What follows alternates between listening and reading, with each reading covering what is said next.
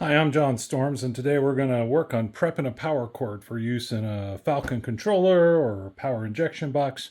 Pretty much it's the same for everything. But before we get into it, if you could do me a huge favor, hit the subscribe button, give the video a like. This helps the algorithm so people can actually find these videos. All right, so usually I will start with, you can buy these. All of the standard vendors will sell them. What I do is I kind of keep an eye out for old vacuum cleaners, old power strips. They make really good power cords for this.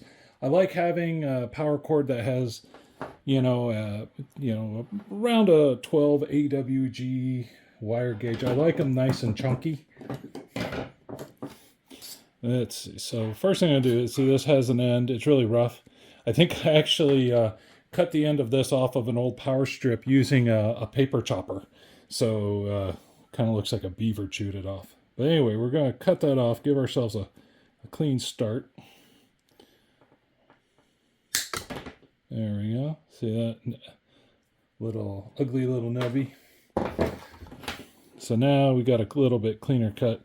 Now I'm going to get some of that outer casing off.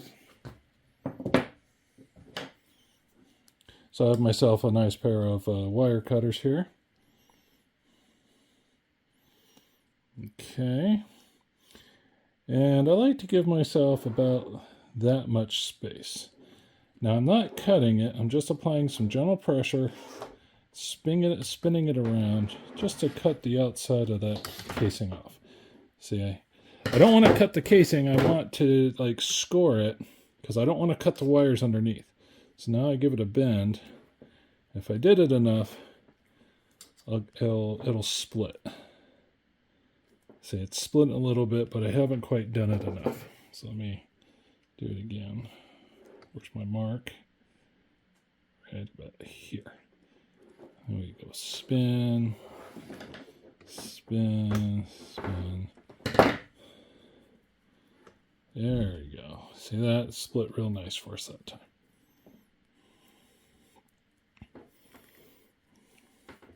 See, now it's about where I can just break it off. Now I double check to make sure I didn't cut the wires. Nope, we're good. So now we have the 3 wires. And obviously this is a AC cord, right, for AC power.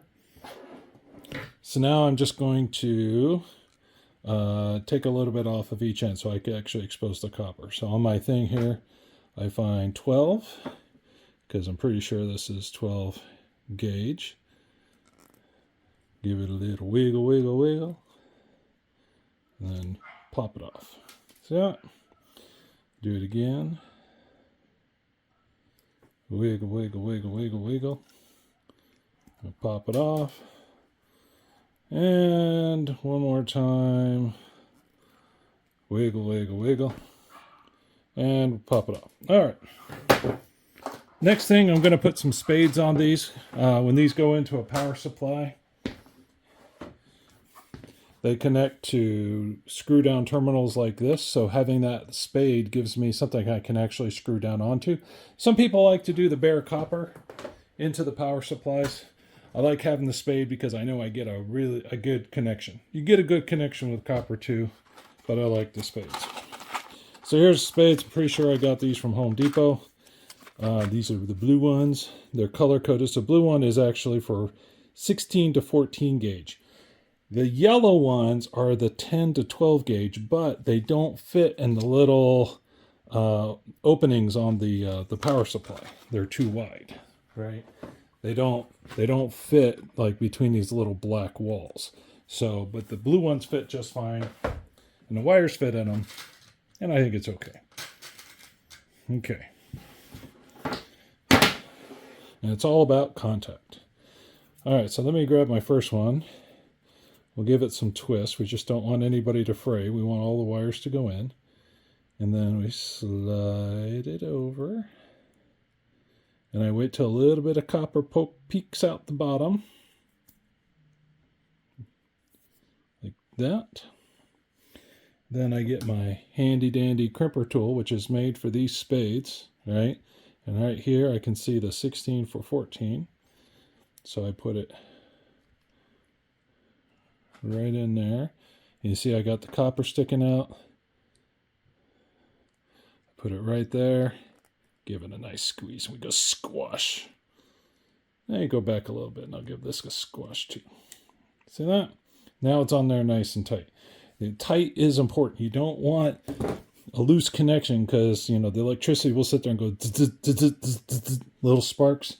And each time it does that, it gets hot and hotter and heats your enemy. Okay. Twist, twist, twist. Put the spade on.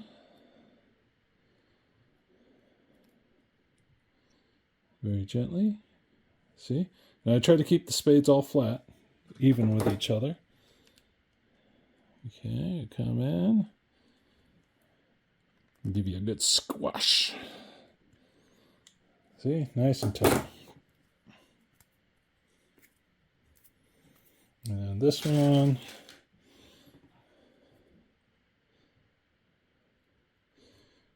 Give that a little bit of a spin.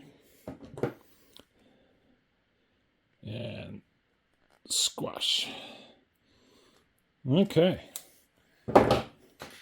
See that? So now we got spades on each one.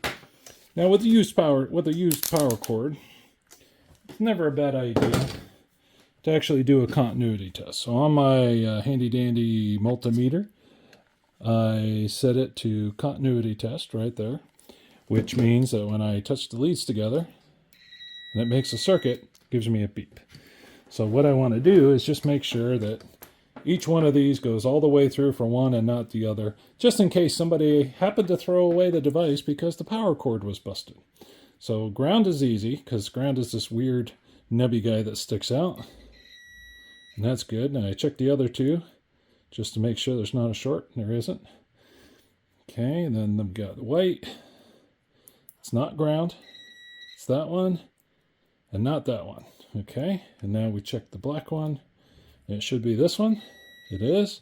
This was the white one. Quiet, ground, quiet. Good. So looks like we have good continuity for the power cord. And that is how you prep a power cord.